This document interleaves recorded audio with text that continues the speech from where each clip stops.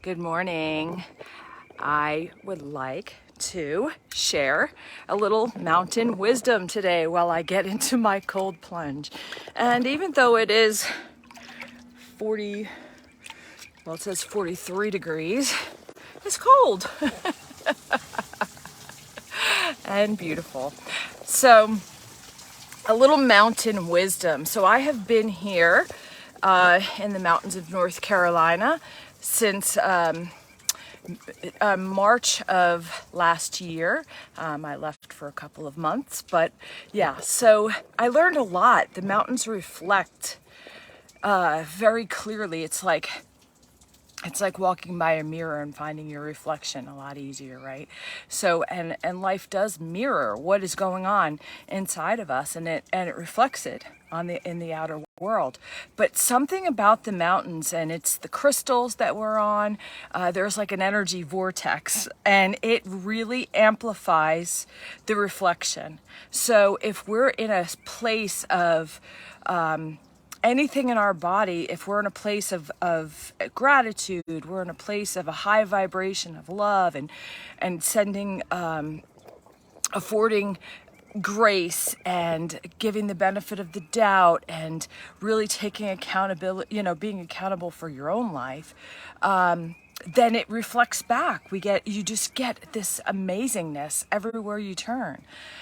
Conversely, if you're in a place where you feel very victimized and you feel, and then you start to retaliate in your mind, wishing that person bad or feeling underneath the problem and feeling like you have no solutions, which we all go through.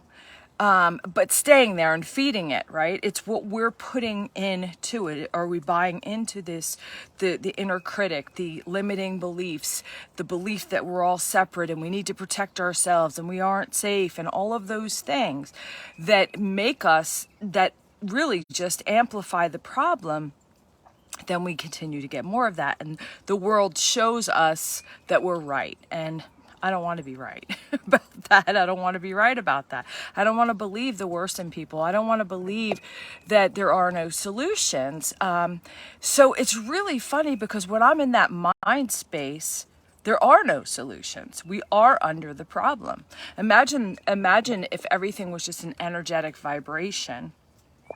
And there are certain frequencies that you tune into, kind of like a radio station. So if you're looking for love and joy and peace and freedom and empowerment, and you're tuning into victimization radio station, then that's what you're going to get. So it's like turning on 101.9 versus 103.5, right? You're going to get a different station.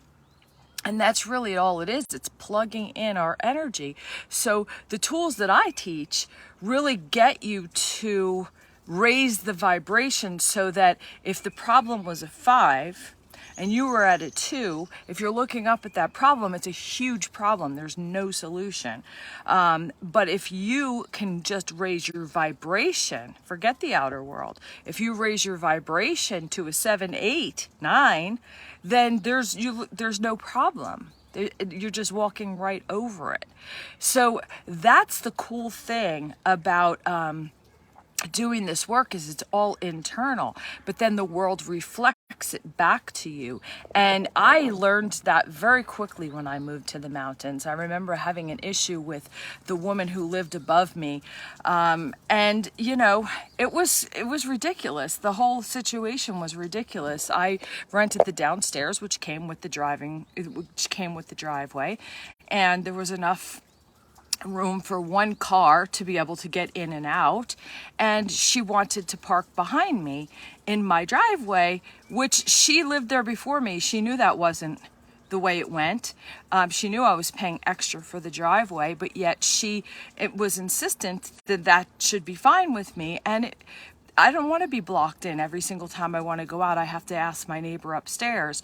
Then I feel like I don't have freedom. So I tried to explain that in the most kind, tiptoey way, which didn't gain respect. And she just said how selfish I was and that she didn't want to be my friend, and then continued to make my life really difficult since, from the first day I moved in. And I just came from a very bad, situation where I was going through a lot.